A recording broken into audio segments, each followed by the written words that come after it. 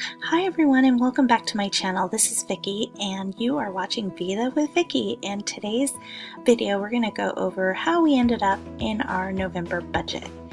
And one of the things, I don't know if you follow me on Instagram, and if you do, you probably already know this, but if you don't, I'll leave my handle down below. It's just Vida with Vicki. And I went over how we have dealt with infertility, and we will be going over trying to do one more embryo transfer. And as a result, we're going to pause our debt snowball and just put everything into the emergency fund so that if I do get pregnant, and if we're blessed with a baby, that will kind of stockpile, like Dave Ramsey says, into our emergency fund, because obviously I'll have to take some time off of work. Or, you know, if God forbid something happens, then we can just take all that money that we've been stockpiling and throw it at the debt. So you'll see here that is the difference and the change from our other previous videos for November. So as always, you see here I've blacked out just exactly what our salary is, but the overall number you're seeing here. So I am still showing you actual numbers. We do have that condo in Los Angeles, and as a reminder, we're in the San Francisco Bay Area, but I do own a condo, or we own a condo in Los Angeles.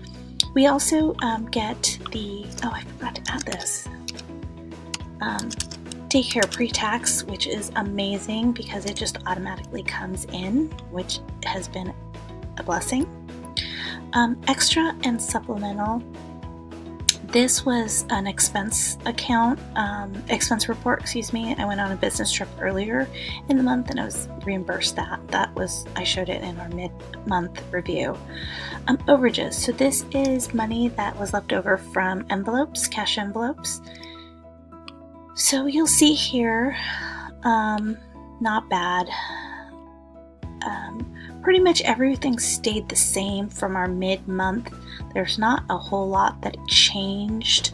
Trying to see, I was just seeing, let's kind of go through here. Childcare, we had an extra month in November, so I factored that in, which normally it's $520. Groceries, we were under budget, so not bad, even with Thanksgiving, not bad at all.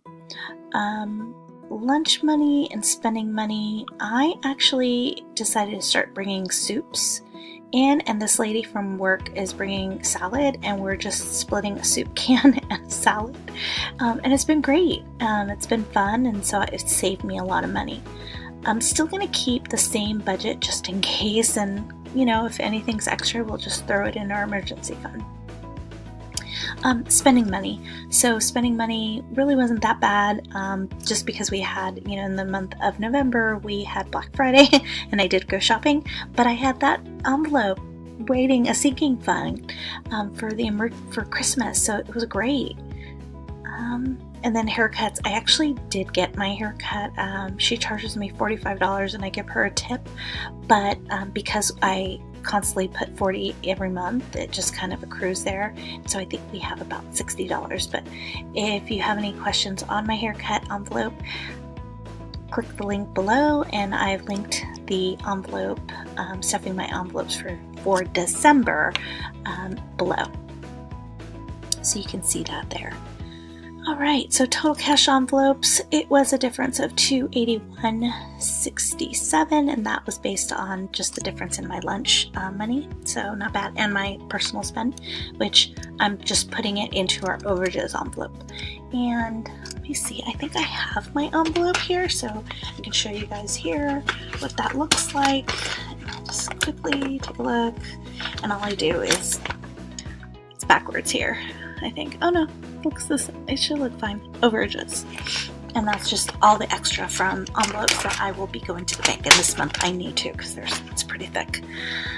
Okay, so as I said here, and And I just added this 208 that we're over. Okay, well, I'll show you that here in a second. So our emergency fund, I did black out the balances just because I don't feel like you guys need to know the balances, but just knowing what all of our electronic sinking funds. Our electronic sinking funds are in Capital One 360, and so I'll click on our, I will link our referral link down below if you want to try out Capital One 360. I think you get $25 and I get $20, but it's been a blessing, and like I said, for Christmas it's been pretty fun.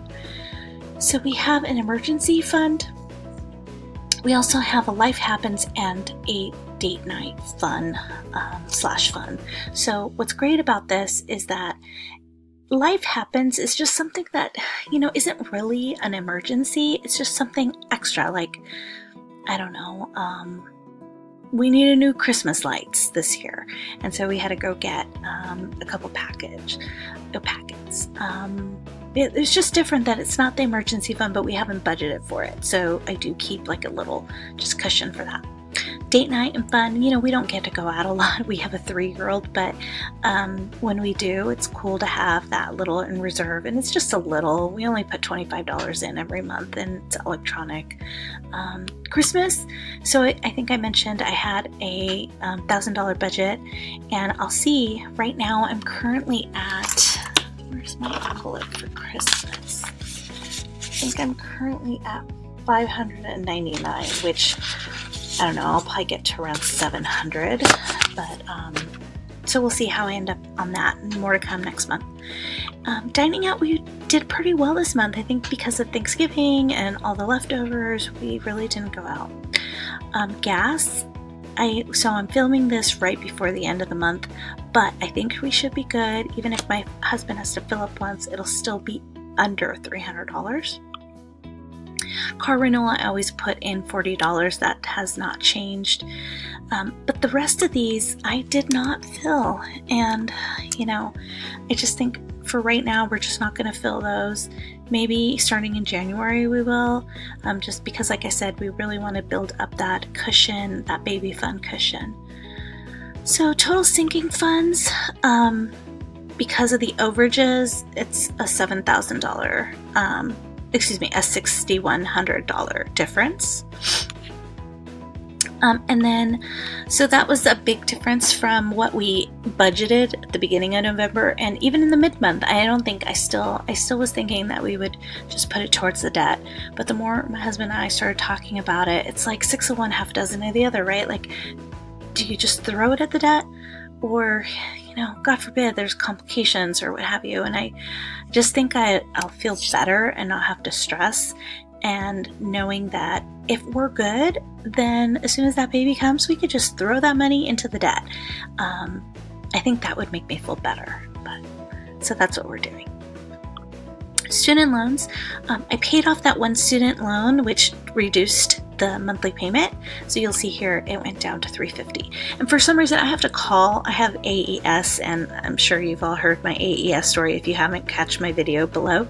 But my AES story, it did go down by one student loan. So it's supposed to be $350.20, and that's what came out this month because it's an electronic withdrawal. But for next month, it's showing like $314, and I don't understand why. So I got a call. So that's the total. It's a difference of $1,651, only because we were going to budget that to go towards the second, the condo. So overall, and because I forgot the 208, I got to add that to the emergency fund. 208.33. I'm just adding just simple math here. 208.33. So we should be at a zero-based budget.